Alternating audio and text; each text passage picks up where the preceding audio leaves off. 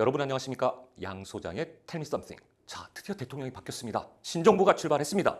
과연 부동산 시장 어떻게 될까요? 또다시 불장? 여러분 그렇게 생각하십니까? 자, 한번 살펴볼까요? 이재명 정권 하에 2030 세대들, 과연 그들은 어떻게 움직일까요? 시장에 주목하고 있습니다. 자, 미친 듯이 불장이 올 것인가?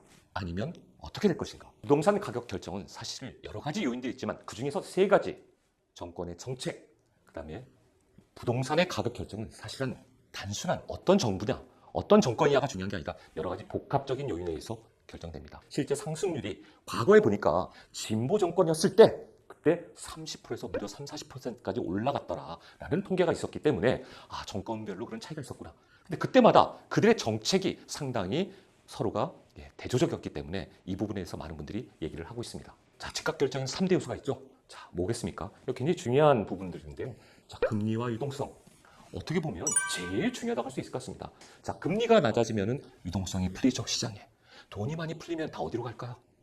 금리가 높아가면 은행으로 갈 것이고, 금리가 낮아지면 은행보다는 주식시장이라든가 부동산 시장으로 들어오기 때문에 이 금리와 유동성이 어떻게 보면 가장 중요한 핵심 포인트 중에 하나다. 그 다음에 어떻게 보면 공급 물량. 근데 공급 물량은요, 지금 뭐 누구나 다 많은 전문가들이 예상하지만 향후 한 3, 4년 동안에 너무 부족하다. 이게 좀 굉장히 심각한 문제 중에 하나고, 그 다음 정책에서 자, 이게 조금 틀렸죠. 이게 서로가 방향이 틀렸다는 얘기예요. 진보 정권에서는 어떻게 했습니까? 세제 중심. 예전에 노무현 정권 때도 문재인 정권 때도 다주택자들 그냥 세금으로 압박을 했지 않습니까? 물건 팔아라, 다 내놔라, 그래야 집값이 떨어진다. 그게 먹히지 않았던 거죠. 그래서 이번 이재명 정권은 세금 부분은 좀 다시 고려해보겠다, 이런 약간 한 발 물러난 그런 스탠스를 취하고 있습니다. 자, 윤석열 정부나 과거 이명박 박근혜 정부 때 어땠습니까? 모두 다 규제를 완화 중심으로 했다. 이런 것들이 어떻게 보면 대단히 중요한 집값을 결정하는 데서 핵심 변수 역할을 하지 않았나라고 생각합니다.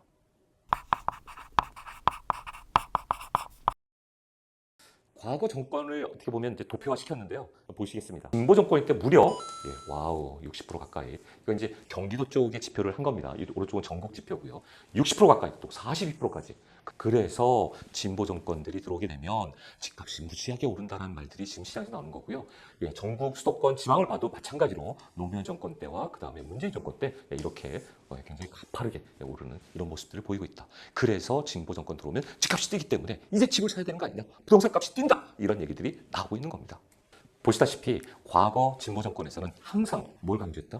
세제를 강화시키고 보유세, 양도세 이런 것들을 압박을 통해서 물량을 자꾸 시장에 내놓게 만들었던 거고, 공급이 원활하지 않았어요. 여러 가지 문제, 뭐 재개발이나 재건축이나 어떻게 보면 재건축 요건도 강화시켜가지고 30년을 강화시키고 또 그 평가 항목도 더 강화시켜서 쉽게 공급 물량을 시장에 내놓지 않았다는 점. 그러다 보니까 대부분 진보 정권 때는 똘똘한 한 채, 이쪽에 쏠림 현상이 나타났던 거죠. 서울 집값이 더 많이 오르게 되는 그런 현상들이 일어났다. 진보 정권 때 말씀드린 대로 수요자들의 심리를 불안하게 만들었어요. 자꾸 지금 사야 될까? 안 사면 더 오르는데? 이런 심리를 불안하게 만들고, 또 그러다 보니까 거래량이 처음에 작았지만 점점 어떻게 됩니까? 가격을 상승시키면서 그다음에 투자 집중 지역으로 자꾸만 서울 쏠림 현상, 그다음에 일반 인기 지역 쏠림 현상, 강남 서쪽 성파가 나오면 그다음에 또 성수, 용산 이쪽 점점 서울에서 나중엔 전국으로 확대되면서 불장이 되기 시작했던 거죠. 자, 이번에 신정부가 바라보는 부동산 시각은 어떨까요? 본인들도 잘 알 겁니다. 왜냐? 규제를 계속해서 강하게만 압박하니까 시장에서는 거꾸로 반발하더라. 그래서 규제를 좀 완화 정책으로 좀 써야 되지 않을까. 그래서 LTV 라든가 DSR이라든가 여러 가지 것들을 좀 고민을 하고 있습니다. 그러니까 너무나 세제라든가 대출이라든가 이래서 압박은 하되 어느 선까지를 할 것인가, 좀 탄력적으로 운영하겠다라는 게 이번에 신정부가 바라보는 시각이고요. 다주택자들 어떻게 할 것인가. 이 다주택자들을 좀 팔게끔 시장에서 물건을 좀 내놓게끔 해야 되는데 이들이 지금 잘 못 내놓거든요. 잘 팔리지도 않고 있고, 그런 부분에서 또다시 세금을 압박할 것인가, 아니면 어떻게 그들을 유도할 것인가, 이거에 대한 또 다른 그들의 고민이 현재 지금 묻어나오고 있습니다. 공급, 3기 신도시 원활하게 지금 안 되고 있어요. 그들의 토지 보상 제도라든가 여러 가지 것들이 아직 원활하게 안 되고 있어서 이것도 어떻게끔 잘 풀어낼 것인가, 이게 대단히 중요한 이슈들 중에 하나이다. 매번 중요시 여기지만 진보 정권과 보수 정권, 자, 그런 거 다 필요 없습니다. 가장 중요한 건 뭐다? 제가 강조하는 금리와 유동성이에요. 금리가 떨어지고 유동성이 시장에 많아지면 집값은 당연히 올 수밖에 없다는 겁니다. 정권에 상관없이. 근데 유독 진보 정권 때 금리가 조금 어느 정도 안정이 됐고, 보수 정권 때 자꾸만 금리가 좀 올라가고, 금리적인 부분, 유동성 부분이 제일 중요하다. 그래서 최근에 그렇게 하락됐던 것은 뭐다? 바로 3.5%까지 올라갔다가 다시 2.5% 떨어지면서 이제 수요가 회복되고 있다는 겁니다. 자, 보시다시피 주택 공급과 시장 안정성에 대한 어떤 그래프인데요. 전국 인허가 물량, 자, 어마어마합니다. 근데 문제는 서울의 인허가 물량이 터무니없이 적다. 이것만 보았더라도 서울 집값이 안 오르겠습니까? 그렇게 GTX 얘기를 많이 하는데 그 경기도 외곽 지역에서 전부 다 결국 서울로 들어오는 거잖아요. A 노선, B 노선, C 노선, D 노선 모든 노선들이 다 서울로 들어오는 겁니다. 결국 서울 집중화 현상은 결코 쉽게 해결되지 않는다. 도로를 뚫고 철도를 놓고 어떤 인프라를 놓더라도 서울 중심, 그래서 서울 하는 겁니다. 자, 그래서 이번 정권이 바뀌면서 신정부가 들어오면서 그들은 지금 어느 부분에 가장 신경을 많이 쓰냐, 대단히 중요한 부분입니다. 자, 일단 세금을 어떻게 할 것인가. 보유세 양도세를 강화를 시킬 건데 과거처럼 무지막지하게 때려잡듯이 하지 않을 것이다. 다주택자 당연히 규제를 하겠죠.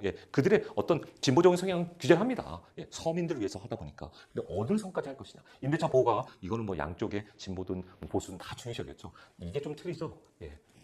어떻게 보면 이재명 정권 시대에 하는 진보 정권들은 모두 다 공공주도예요. 민간이 아니에요. 공공주도 공급도 하고 개발도 공공이 하고 이게 조금 다릅니다.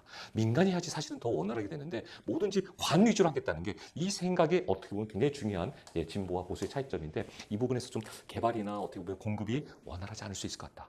민간이 항상 빠르고 좀 플렉서블하게 잘 움직였죠. 세제 부담 문제고요. 규제 하나 이거 어디까지 시킬 것인가. 재건축 재개발 활성화를 한다고는 얘기를 하지만 과연 진보에서 어느 정도 할지 보수보다 좀 더 어떻게 할지 이 부분이 조금은 우려가 되는 부분입니다.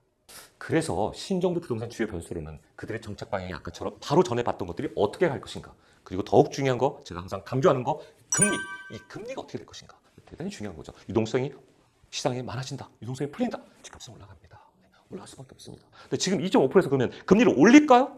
경기가 이렇게 어려운데 금리를 올려요? 금리를 올리면 기업들이 어떻게 되겠습니까? 그 이자 감당 못해요. 그럼 망해가기 시작하는 거예요.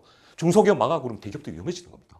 대한민국 국가 경제가 위기에 빠질 수 있다. 함부로 금리 못 올린다. 유지를 하더라도 내리더라도 천천히 내리지 올리는 방향 쉽지 않을 거다라는 게 현재 많은 전문가들이 바라보는 시각입니다. 공급 과연 어떻게 될까요?